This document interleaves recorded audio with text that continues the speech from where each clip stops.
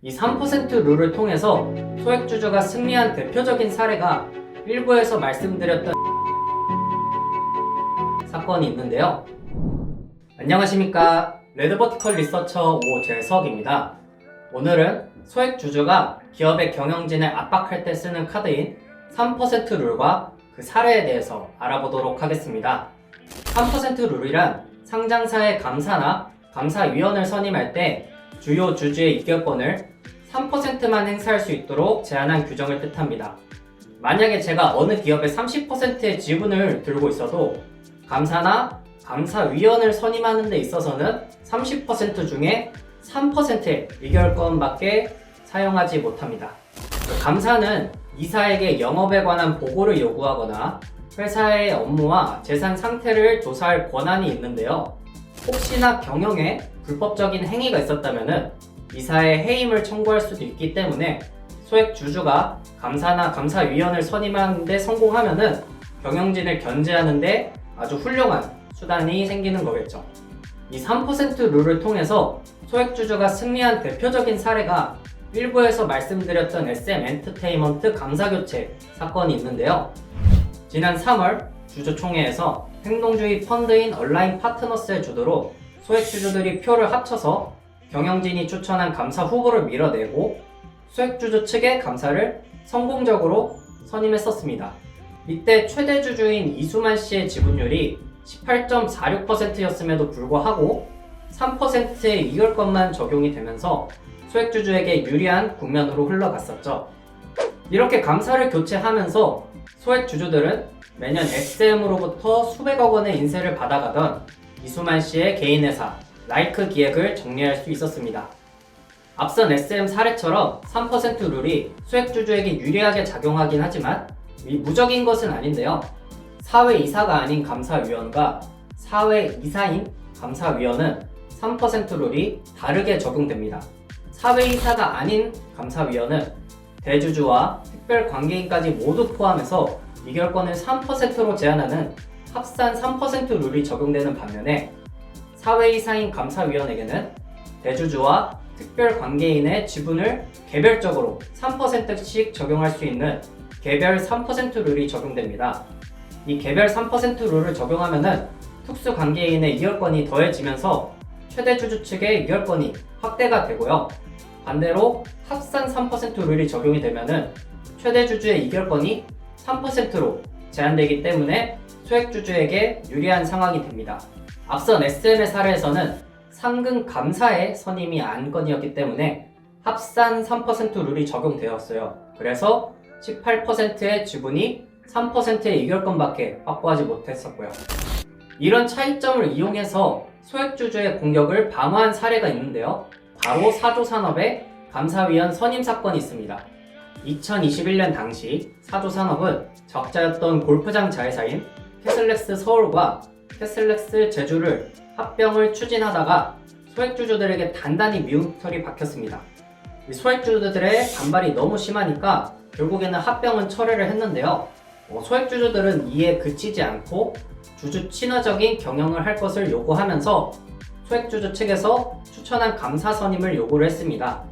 사조산업은 이를 막고자 감사위원을 전부 사회이사로 선임하는 것으로 정관을 변경하여서 개별 3% 룰이 적용되도록 하였고요. 개별 3% 룰에서 유리한 입지를 차지하고자 대주주의 지분들을 쪼개서 특수관계인이 3%의 지분을 나누어 갖도록 하였습니다. 그 결과 17.11%였던 이결권이 25.38%까지 증가를 했었죠. 이 덕분에 사조산업은 감사위원 자리를 무사히 방어할 수 있었고요. 개별 3% 룰의 허점이 드러나는 예시가 되었습니다. 네, 이렇게 해서 3% 룰을 적용해서 감사를 바꾸는데 성공한 사례와 실패한 사례 두 가지를 봤는데요.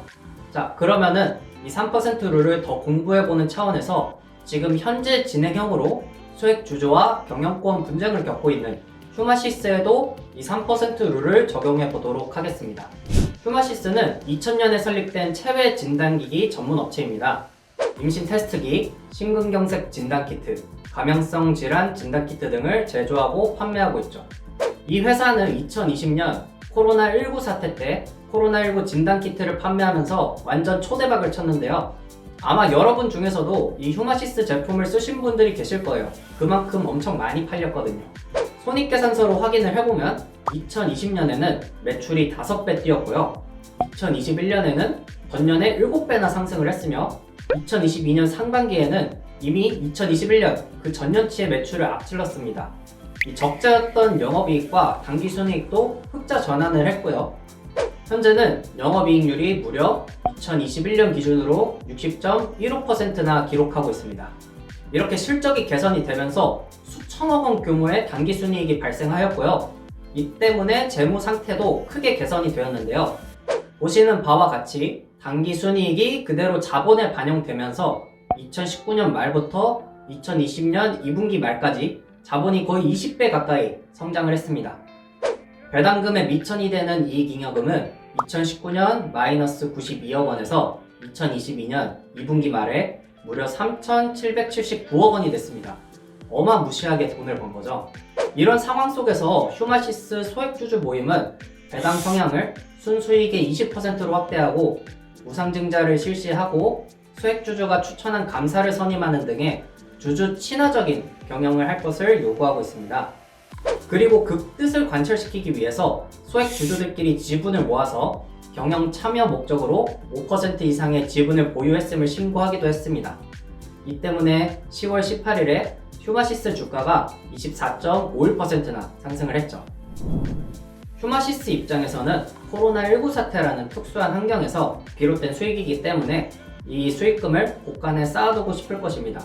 백신이나 치료제가 계속해서 나오는 가운데 진단키트의 수익이 안 좋아질 게 뻔하니까요. 반면에 소액주주들은 3,779억 원이나 쌓인 이익잉여금을 주주들에게 환원하지 않은 것에 대해 불만을 가지는 게 충분히 이해가 되는 상황이죠. 이렇게 서로의 입장이 갈리는 가운데 과연 어느 쪽이 승리하게 될지는 이제 지분율과 미결권에 따라 달려있겠죠. 표를 확인해 보시면 휴마시스의 최대 주주 지분율은 특수관계인까지 다 합쳐서 7.58%인데요. 감사 선임에 대해서 3% 룰을 적용할 시에는 미결권이 겨우 3.67%밖에 되지 않습니다. 이 반면에 소액주주 모임은 전체 지분율 5.45%에 3%를 적용했을 시 4.20%의 미결권을 확보해서 최대 주주보다 오히려 앞서 있는 상황이고요. 이제 현재 휴마시스 감사를 맡고 있는 이강문 씨의 임기가 2023년 3월 26일에 만료가 되기 때문에 이 지분 상태가 계속해서 유지가 된다면 소액주주 모임이 원하는 감사로 교체될 것은 불보듯 뻔한 일이겠죠.